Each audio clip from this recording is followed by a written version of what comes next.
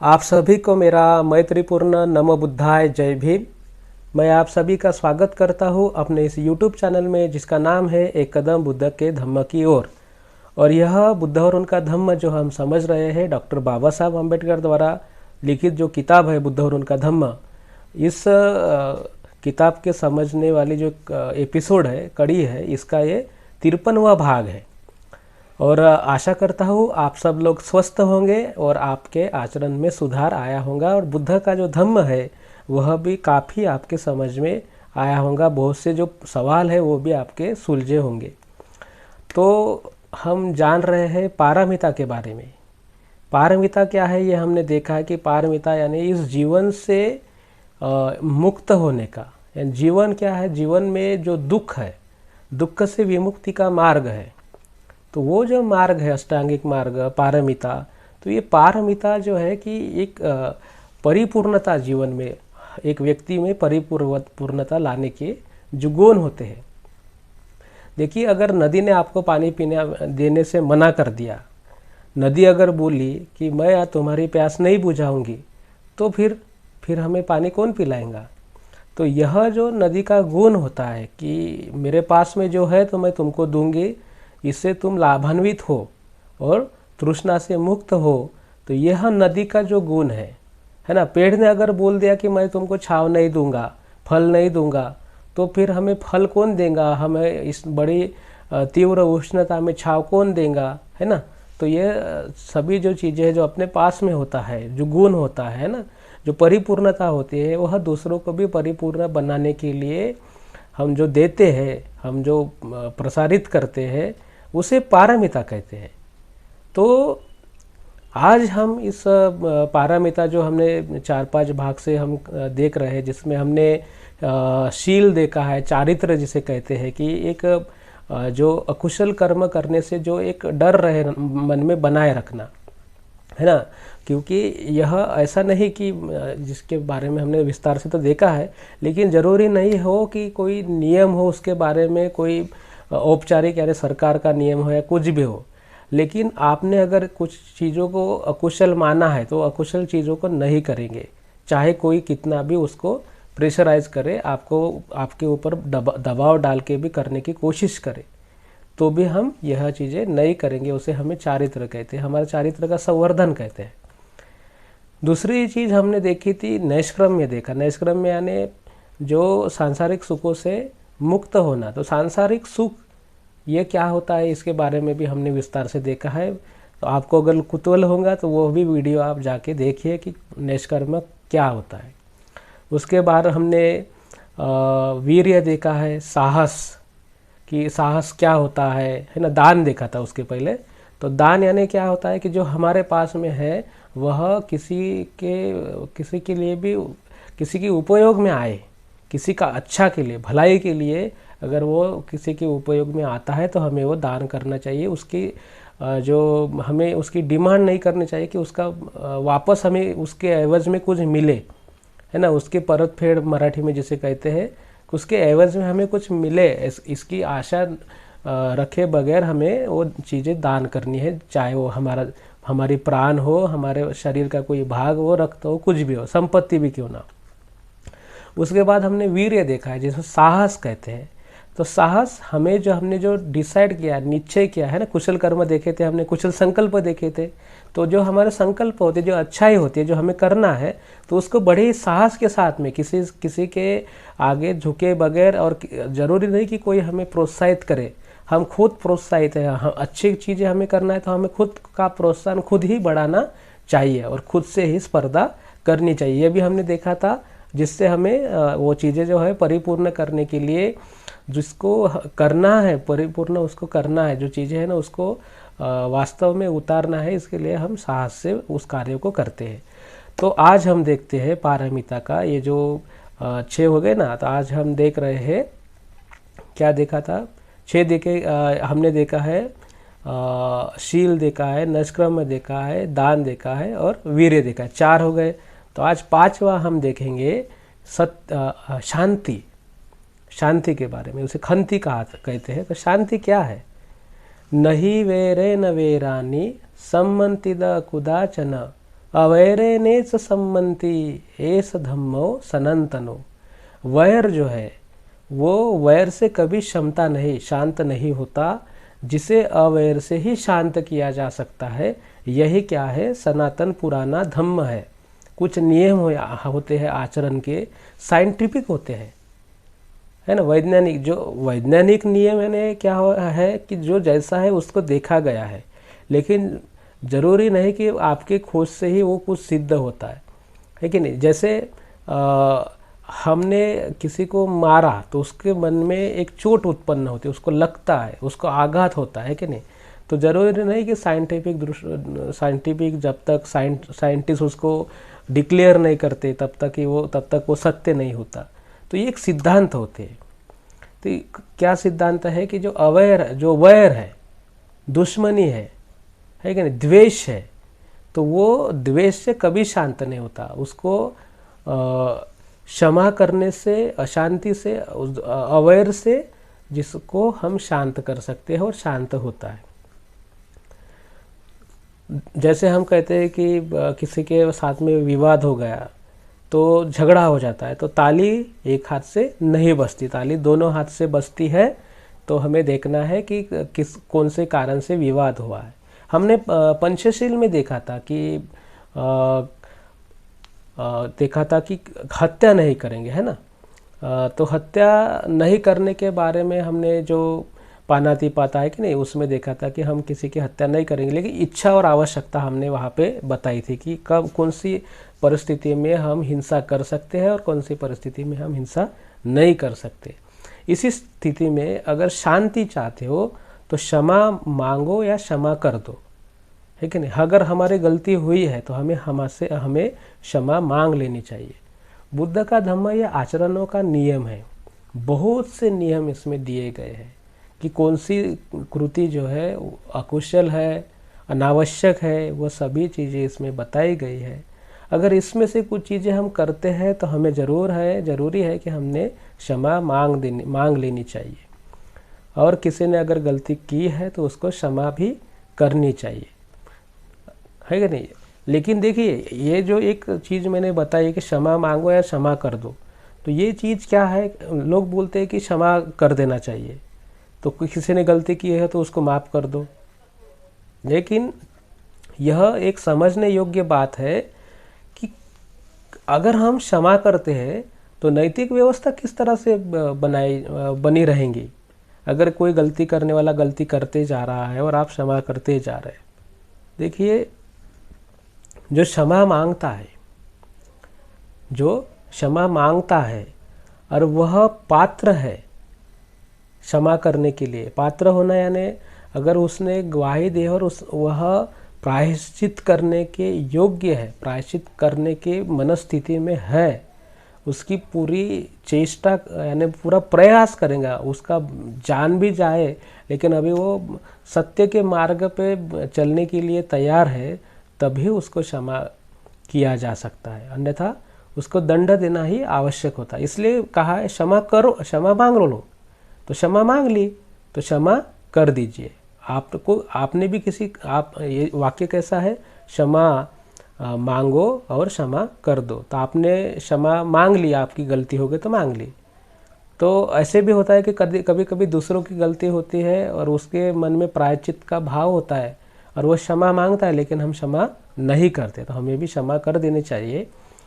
तभी जाके जो व्यवस्था है वो सुदृढ़ बनाई जा सकती है। गलती तो होती है, गलती होने के बाद में उसका जो प्रायश्चित होता है वो मन से होता है, इसलिए हमें क्षमा कर देनी चाहिए।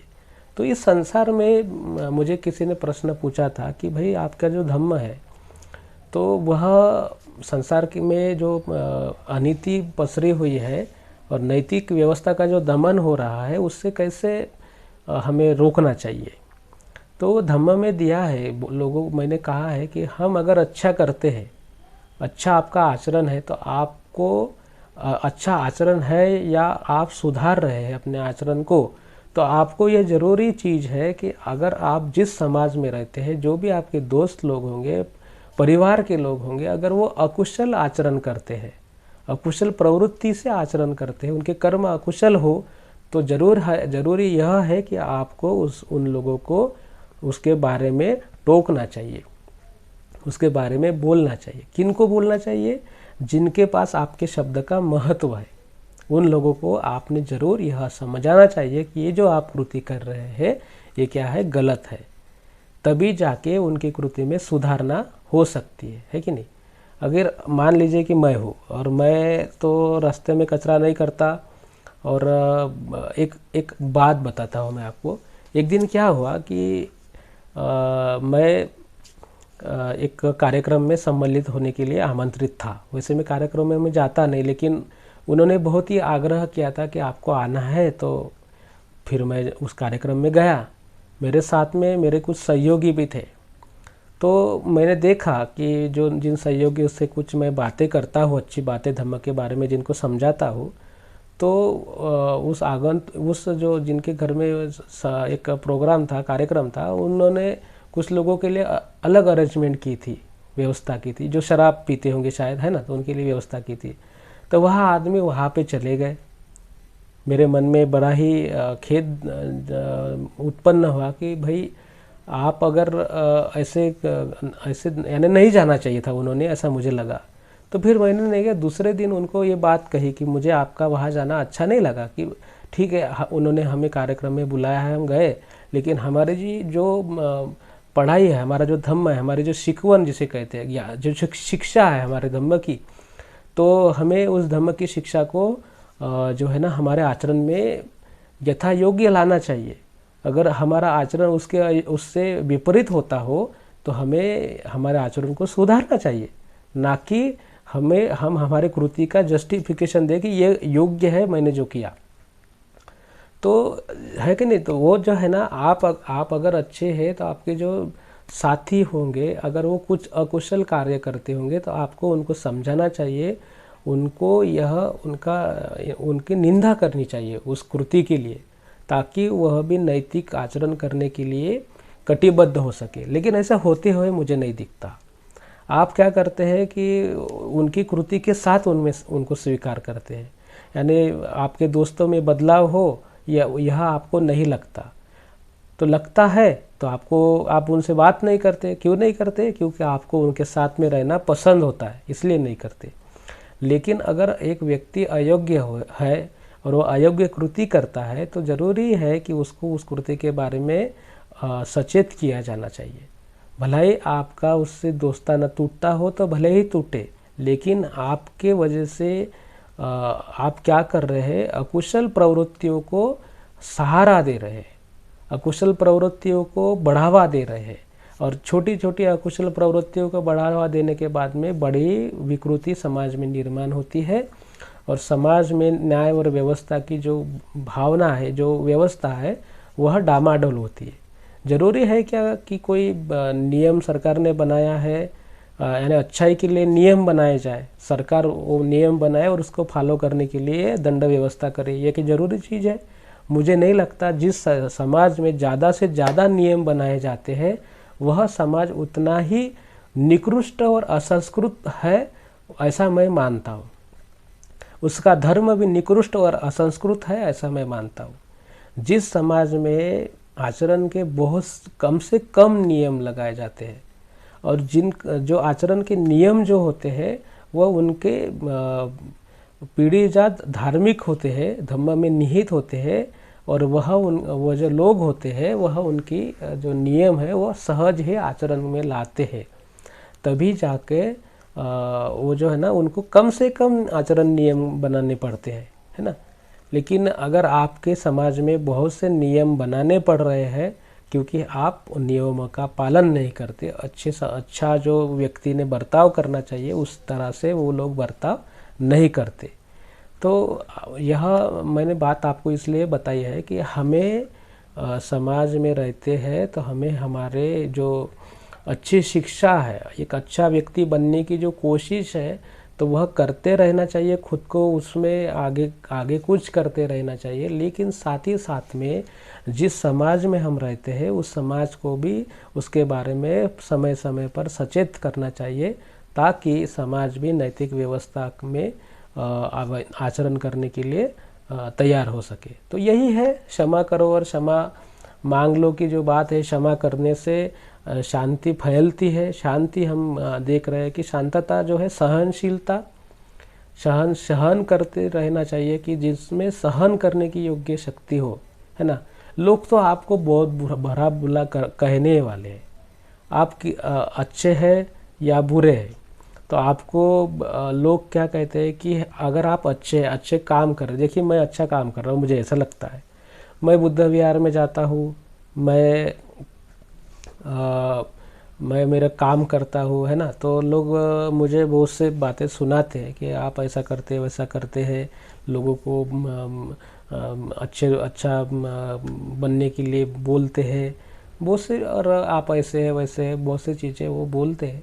लेकिन अगर अच्छा काम मैं कर रहा हूँ, बुद्ध के बताए गए रास्ते पे अगर मैं चल रहा हूँ, तो मुझे किसी के सर्टिफिकेट की कोई आवश्यकता नहीं है। मैं तो मेरा कार्य कर रहा हूँ।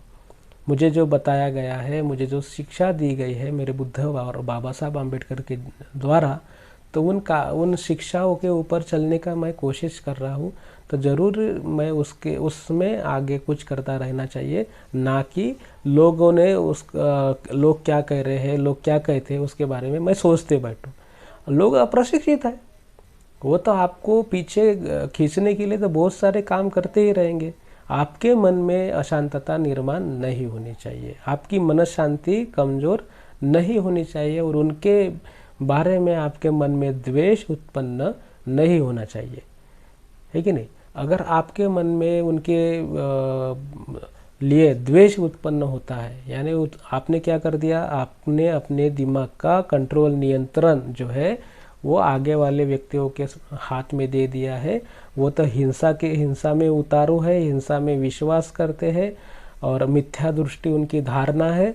तो वह भी चाहते हैं कि आप भी हिंसा के लिए प्रवृत्त हो और मिथ्या दृष्टि ही आपकी धारणा बने। तो इसी वजह से वो उनके शिक्षा के अनुरूप व्यवहार करते हैं।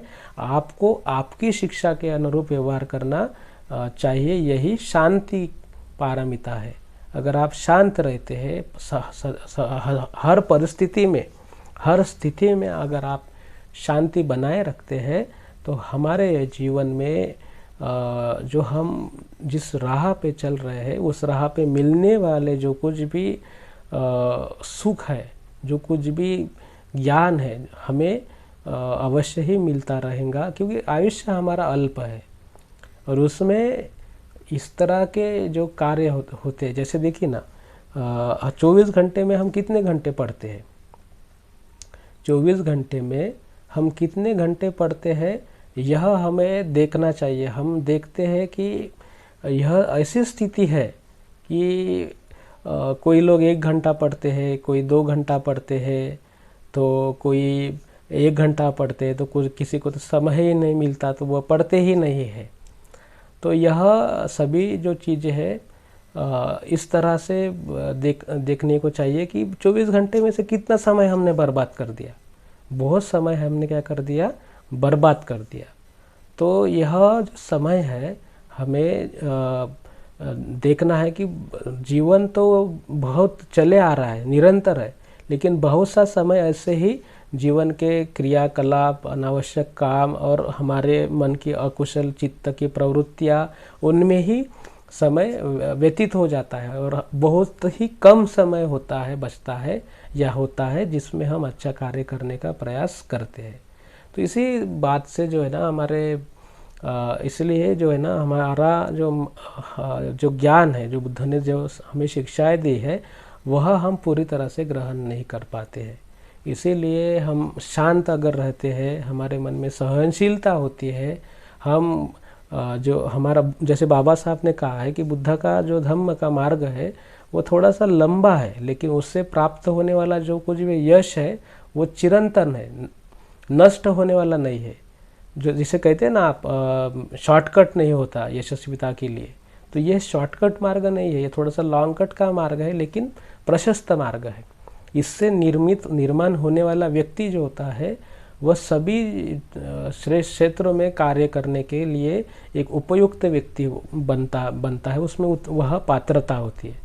तो शांति मैं समझता हूँ कि आपके समझ में आई होंगी। शांति को अगर और थोड़े ही शब्दों में बताया जाए तो आपकी मनस्थिति को एक ऐसी स्थिति में स्थिर करके रखना जिस स्थिति में आपके मन में चलने वाले जो अच्छे विचार है, जो अच्छी प्रवृत्तियाँ है, उसको किसी भी प्रकार की बाधा नहीं पहुँचे।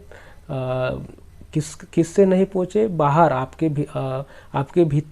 बाहर आपके मन के बाहर, यानी हम जो देख रहे हैं वो संसार में कितना भी अस्थिरता क्यों ना आ जाए, वो संसार जो है आपको कितना ही भरा बुरा क्यों ना बोले, आपके लिए समस्याएं क्यों ना खड़ी कर दे, लेकिन आप मन में शांति बनाए रखेंगे, स्थिरता बनाए रखेंगे और अच्छे मार्ग पर चलते रहेंगे।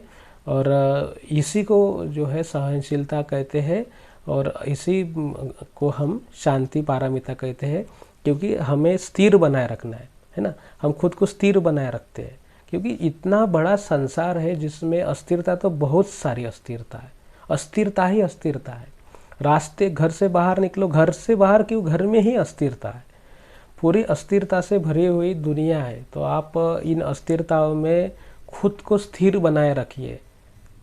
तो यह सब पारमिताएं है। तो हम स्थिर बनाए रखते हैं, दूसरों को भी स्थिर बनने की प्रेरणा देते हैं। इस वीडियो में मैंने बहुत सारा जो बात है आपके सामने रखी है। आशा करता हूँ कि आपको शांति जो पारमिता है इसके बारे में बहुत सी चीज़ें समझ में आई होंगी। अगर कुछ चीज़ें आपको समझ में नहीं आ रही होंगी तो ज़रूर कुछ सवाल इसके बारे में होंगे, कुछ और आचरण के बारे में भी कुछ सवाल होंगे, बुद्ध और उनके धम्म के बारे में सवाल होंगे, तो ज़रूर कमेंट्स में लिखिए।